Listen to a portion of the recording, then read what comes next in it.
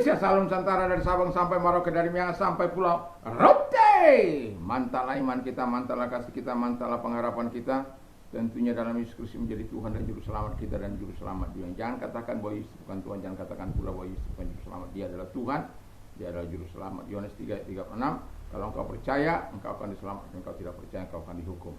Yesus sudah berkata dalam Yohanes 4 ayat yang ke-6, Akulah jalan dan kebenaran dan hidup, tiada seorang sampai kepada Allah kalau tidak melalui aku, melalui Yesus.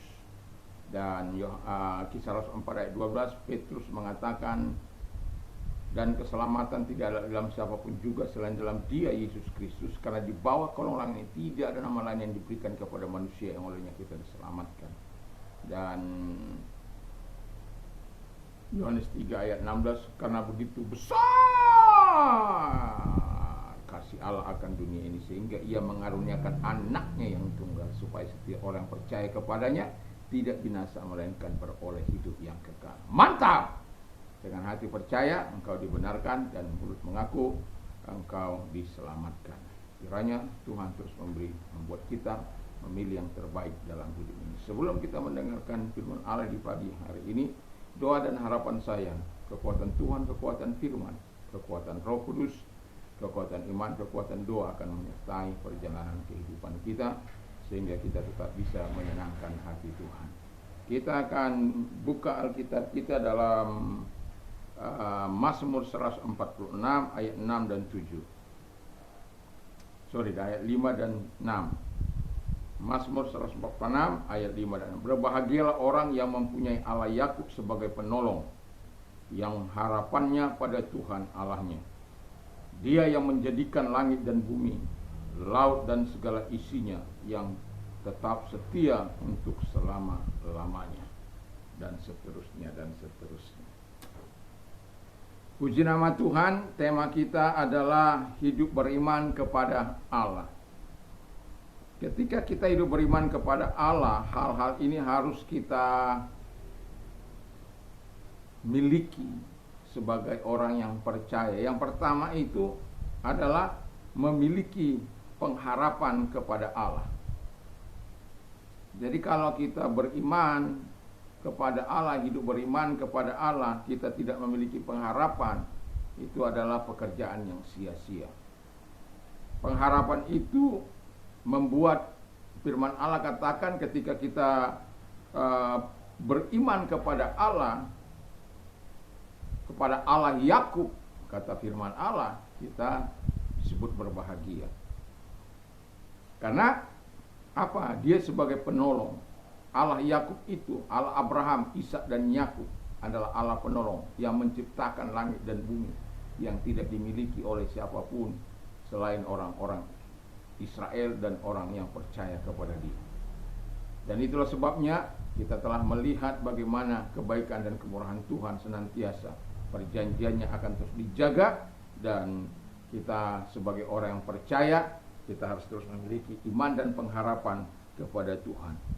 Selalu ada harapan kalau kita memiliki iman dalam Tuhan. Ada pertolongan yang akan diberikan. Ibrani 13 ayat yang ke-6, kita tahu bahwa di sana kalau Allah di pihak kita, siapakah yang akan melawan kita? Apa yang dilakukan manusia kepada kita? Tidak ada yang dapat menggoncangkan kita, menghancurkan kita. Pedang, ketelanjangan pun tidak akan, dan penganiayaan dan kelaparan, penderitaan, penganiayaan sebagaimana dalam Roma 8 itu ayat 36 dan seterusnya itu. Jadi kita tetap berada di dalam pemeliharaan dan perlindungan Tuhan karena kita memiliki pengharapan.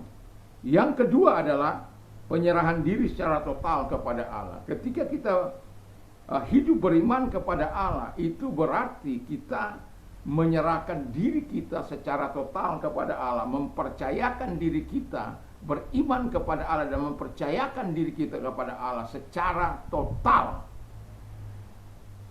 Gampang? Pastilah tidak. Karena ada banyak gangguan, ada kekhawatiran, ada ketakutan, ada kecemasan, ada dengan situasi kondisi zaman ini, kesukaran ekonomi, perputaran ekonomi yang menghambat, dan banyaknya hal-hal kejahatan yang terjadi di sekitar kita oleh karena situasi dan kondisi. Dan mengapa itu sampai terjadi? Karena penyerahan dirinya kepada Allah kurang total. Dan kalau kita sebagai orang percaya memang tidak mudah, tetapi kita punya Roh Kudus, kita punya firman, kita punya Allah sendiri dalam hidup kita yang akan terus menopang kita kalau kita menyerahkan diri kita kepada Tuhan sepenuhnya. Kita tahu bagaimana Yusuf dalam masa mudanya, usia pada waktu itu 17 tahunan, masih remaja, masih kemerah-merahan. Tetapi kita bisa melihat bagaimana penyerahan totalnya kepada Allah. Ada godaan, ada masalah, ada persoalan, ada kesulitan, ada fitnahan, ada. Tetapi dia lewati semua dengan sukacita di hadapan Allah, dengan penyerahan total kepada Allah, dan pada akhirnya kita bisa melihat dia menjadi orang nomor 2 setelah Firaun. Tetapi Alkitab mengatakan tidak ada orang boleh bergerak tanpa perkataan daripada Yusuf. Itu sesuatu yang luar biasa. Karena apa? Dia punya pengharapan kepada Allah dan dia menyerahkan diri secara total kepada Allah.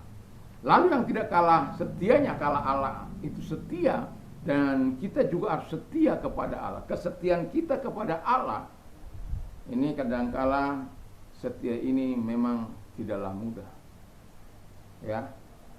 Setia kepada pasangan, setia berdoa, setia baca firman Allah, setia melakukan firman Allah, setia menyatakan Injil, setia pelayanan baik melalui langsung maupun tidak langsung seperti ini. Setia, tidak mudah. Belum gangguan situasi hati yang gak enak. Belum lagi ada gangguan ini dan itu, dan tidak enak. Tapi kata firman Allah, kesetiaan yang menjadi milik Allah itu juga harus menjadi milik kita. Kesetiaan Allah harus ada dalam hidup kita. Karena Allah itu setia, biarlah juga kita setia dalam hal yang kecil maupun yang besar. Dalam hal kecil, kalau Allah memberikan kita dalam hal kecil masa kini, dan ketika Tuhan mempercayakan masa depan hal yang jauh lebih besar, itu karena engkau telah memulai setia dalam hal kecil, maka dia akan memberikan perkara-perkara yang besar. Dan itulah sebabnya hidup beriman kepada Allah membuat kita punya pengharapan kepada Allah, punya penyerahan diri secara total kepada Allah, dan kesetiaan kepada Allah, karena Allah setia dalam seluruh kehidupan penciptaan dan seluruh pemeliharaan dan andai kata Tuhan itu tidak setia, lalu dia marah, dia diselesaikan dunia ini, habislah kita. Tapi belum waktunya. Ada memang pada waktu, karena kalau sudah pada waktunya. Lalu yang terakhir tidak kalah pentingnya adalah ketaatan kepada Allah. Ketika Abraham dipanggil untuk pergi meninggalkan rumah ayahnya, rumah keluarganya, sanak famili keluarganya, dan pergi ke tanah yang akan ditunjukkan Tuhan Allah kepadanya. Dan pasal 4-nya, ayat 2 pasal 4, dia dengan taat pergi, dan pada akhirnya kita bisa melihat dia dianugerahi Tuhan generasi, dan juga dianugerahi Tuhan anak perjanjian. Dan itu di masa di mana hal yang tidak mungkin pada waktu 99 tahun dan istrinya 89 tahun, itu sesuatu yang enggak masuk akal. Sudah mati pucuk kata firman Allah. Tapi apa yang tidak mungkin? Pada saat janji tahun yang ke-24 dia datang bersama, dan saat itu usia mereka 89 dan 99. Dan Tuhan katakan tahun depan Dan mereka melihat anak perjanjian itu, ya Ishak. Itu dimulai dari ketaatan. Dan akhirnya kita tahu bahwa bapak orang percaya, bapak orang beriman itu adalah Abraham. Karena apa? Dia mau melakukan apa yang diperintahkan Tuhan kepadanya, tanpa bertanya ke negeri mana dia akan pergi, tanpa merasa dia harus cemas dan takut. Tetapi Tuhan senantiasa menyertai dia. Dan akhirnya kita melihat bahwa ketaatannya menghasilkan buah kebenaran dalam hidupnya. Dan kita pada akhirnya, firman Allah katakan dia menjadi bapa orang beriman, termasuk bapa kita sebagai orang-orang beriman kepada Abraham, Ishak dan Yakub. Puji nama Tuhan. Biarlah hidup kita beriman dan sungguh-sungguh hanya kepada Allah. Hanya kepada Allah kita beriman, hidup beriman hanya kepada Dia. Jangan lagi taruh kepada yang lain, jangan kepada Allah-Allah lain, tapi hanya kepada Allah Israel, Allah Yakub, Allah Abraham, Ishak dan Yakub. Puji nama Tuhan yang kita kenal sekarang ini di dalam nama Allah Bapa, Anak dan Roh Kudus, di mana Bapa sebagai Allah yang mengatakan segala kekuatannya, segala pertolongannya, segala kebaikannya bagi kita melalui Yesus Kristus, dan Dia berikan Roh Kudusnya kepada kita untuk tetap tinggal di dalam iman yang sungguh kepada Dia. Mari kita kepada kita berdoa. Terima kasih Tuhan, biarlah Engkau Allah yang hidup yang akan menyatakan segala kebaikan-Mu kepada kami, sehingga kami adalah orang yang hidup dalam iman. Terima kasih, dan kami juga berdoa kepada mereka-mereka yang sakit. Kalau Engkau membutuhkan pertolongan dari Tuhan, angkat kedua belah tangan, kita berdoa bersama. Bapa di surga, lihat tangan yang diangkat kepadamu, dan mereka membutuhkan uluran tangan untuk menyembuhkan mereka. Sebagaimana firman-Mu, kami hanya melakukan bagian kami dalam nama Yesus. Segala sakit penyakit yang mereka derita, kami perintahkan keluar, dan oleh bilur-bilur daripada Tuhan Yesus mereka menjadi sembuh. Oleh kuasanya mereka sembuh, oleh jamahan-Mu mereka sembuh. Terima kasih Bapa di surga.